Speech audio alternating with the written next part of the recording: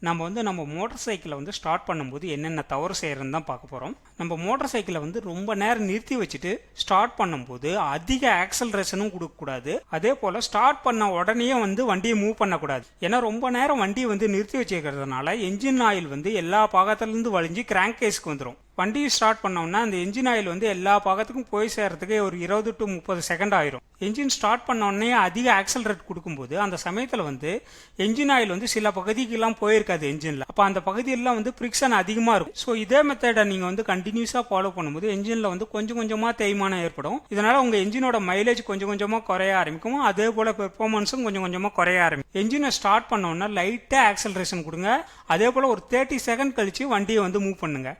அப்பதான் உங்க என்ஜினோட லைஃப் நல்லா இருக்கும்.